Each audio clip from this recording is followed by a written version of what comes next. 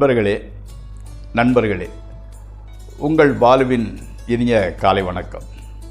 இன்று மே மாதம் 2ஆம் தேதி, அதாவது தமிழுக்கு சித்திரை மாதம் 19ஆம் தேதி வெள்ளிக்கிழமை, பஞ்சமி திதி காலையில் 9:15 வரை, அதற்கு மேல் சஷ்டி திதி, திருவாதிரை நட்சத்திரம் 1-4 வரை, அதற்கு மேல் புனர்பூச நட்சத்திரம்.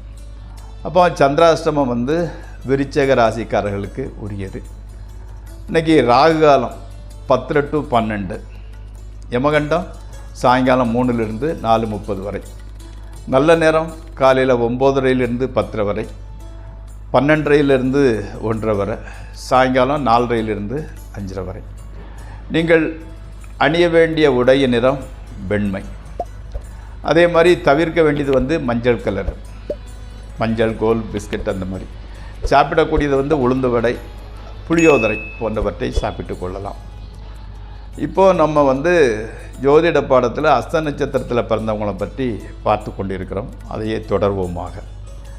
அஸ்த நட்சத்திரம் 2ஆம் பாதத்தில், அதிலும் முதல் பகுதியில் பிறந்தவங்க நல்ல புத்திர புத்திரிகளால் துன்பம் அனுபவிப்பார். நல்ல குழந்தைகளை அவருக்கு பிறக்கவில்லை. அதனால் அவங்களால பிரச்சனையை சந்திப்பார். வாகனம், பால்வளம், இசை, டான்ஸ், நடனம், உணவு விடுதி, தங்கும் விடுதி போன்ற வகைகளால் பொருள் சம்பாதிக்கக்கூடியவராக இருப்பார். அந்த 2ஆம் பாதம் பிற்பகுதியில் பிறந்தவர்கள் உருக்காலை, அதாவது ஸ்டீல் பிளான்ட் அந்த மாதிரிப்பட்டது, நிலவளம், எலக்ட்ரிசிட்டி அதாவது மின்சாரம், medicine, military, police, fire service, செங்கல் சூளை போன்ற வகைகளால் உயர்வடைவார். இவர்கள் எப்படின்னா, தனக்கு கீழ் மட்டத்தில் இருக்கக்கூடிய ஊழியர்கள், வேலைக்காரர்களால் உயர்வு பெறக்கூடிய வாய்ப்பு சேர்கிறது. அவர்கள் நல்லா இவங்களுக்கு சம்பாதிச்சு கொடுக்குறாங்க, இவங்க ஜெயிக்கிறாங்க. இதுதான் நண்பர்களே. இப்போது நம்ம ராசி பலன் நிகழ்ச்சிக்குள் செல்வோம். இந்த ராசி பலன் நிகழ்ச்சி உங்களுக்கு விருப்பமுடையதாக இருந்தால் தயவுசெய்து சப்ஸ்கிரைப் செய்யவும், நண்பர்களுடன் பகிர்ந்து கொள்ளவும். வாருங்கள் நிகழ்ச்சிக்குள் செல்வோம். மேசராசிக்காரர்களுக்கு இன்று பெற்றோரின் உடல்நிலை சற்று பாதிக்கப்படுகின்றது. வெளியூர் பிரயாணங்களை ஒதுக்கி வைப்பது நல்லது. நண்பர்கள், மேலதிகாரிகளிடம் சச்சரவு ஏற்படலாம். எச்சரிக்கையுடன் பழகுங்கள். கணவன் மனைவி உறவு என்பது அவ்வளவு சிறப்பாக சொல்வதற்கு இல்லை. சற்று எச்சரிக்கையாக நடந்து கொள்ள வேண்டிய நாள் இது. அடுத்து ரிஷபராசி. சகோதரர்கள், நண்பர்களிடமிருந்து எதிர்பாராத வகையில் உதவியும் ஆதரவும் கிடைக்கின்றது. கணவன் மனைவி உறவு மகிழ்ச்சி அளிப்பதாக இருக்கின்றது.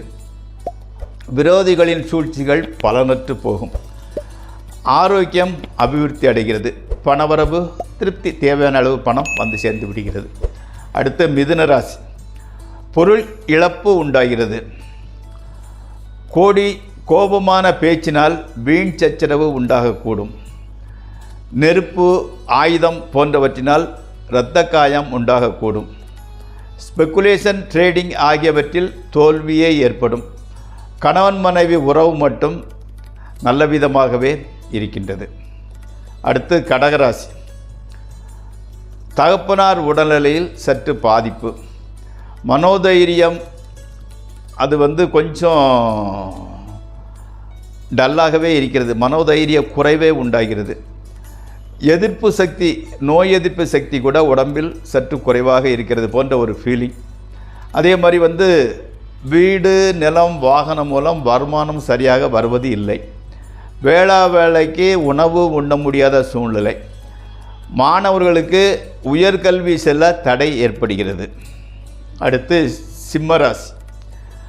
காரணம் நம்ம எந்த பிரச்சனையும் நம்ம சிக்கலை, நம்ம காரணம் இல்லை, ஆனாலும் கெட்ட பெயர் உண்டாக ஏற்பட வாய்ப்புள்ளது. வீண் அலைச்சல், பொருள் இழப்பு, அதே மாதிரி மனக்கவலை கூட உண்டாகக்கூடும். கணவன் மனைவி உறவு கூட பாதிக்கப்படலாம். மக்கள் மாத்திரம் ஆதரவு காட்டுகின்றனர். உங்களோட குழந்தைகள் மட்டும் ஆதரவு காட்டுகின்றனர். அன்னையின் உடல்நலம் சற்று பாதிக்கப்படுகிறது. மாணவர்களுக்கு கல்வியில் வந்து இன்ட்ரெஸ்ட் இல்லை, ஏனோ தானோன்னு தான் போய்கிட்டு இருக்கிறாங்க. அடுத்து கன்னியாராசி. பொன் பொருள் சேர்க்கை உண்டாகின்றது. மனை வாங்குதல் அல்லது வீட்டை புதுப்பித்தல் கைகூடும்.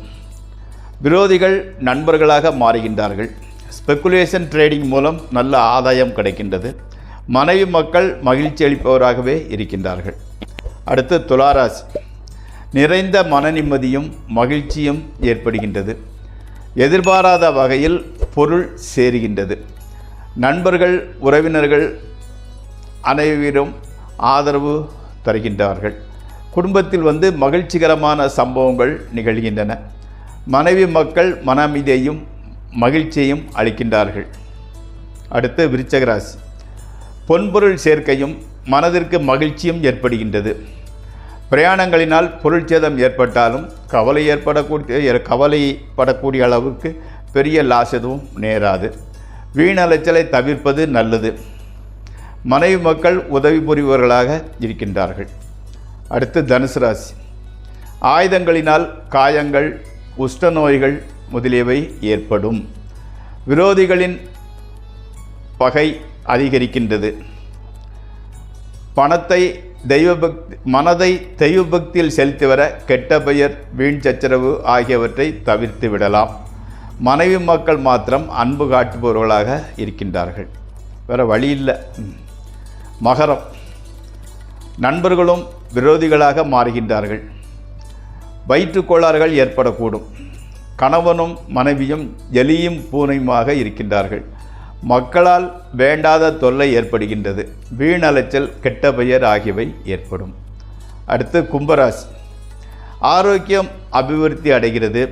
பொருள் சேர்க்கையும் வாகன பிராப்தியும் ஏற்படக்கூடும். எதிரிகளின் சூழ்ச்சிகள் மறையும். நண்பர்களும் உறவினர்களும் உதவி செய்பவர்களாகவும் ஆதரவு காட்டுபவர்களாகவும் இருப்பார்கள். கணவன் மனைவி உறவு மகிழ்ச்சியாகவே இருக்கின்றது. ஆடை ஆபரணங்கள் வாங்க வழி பிறக்கிறது. அடுத்து மீனராசி. சுற்றத்தினர் ஒருவருக்கு உடல்நிலை மோசமாக பாதிக்கப்படலாம். பொருள் களவு போகும் சூழ்நிலை உருவாகிறோம். எச்சரிக்கையுடன் நடந்து கொள்ளுங்கள். வீண் பிடிவாதத்தை கைவிடுங்கள். நண்பர்கள் உறவினர் மனைவி மக்கள் ஆரோக்கியம் எந்த சச்சரவும் ஏற்படாமல் பார்த்து கொள்ளுங்கள். கணவன் மனைவி உறவு மட்டும் மன நிம்மதி அளிப்பதாக இருக்கிறது. நண்பர்களே, இந்த ராசி பலன் நிகழ்ச்சி இத்துடன் முடிவடைகிறது. நாளை மீண்டும் சந்திப்போம். உங்கள் பால்.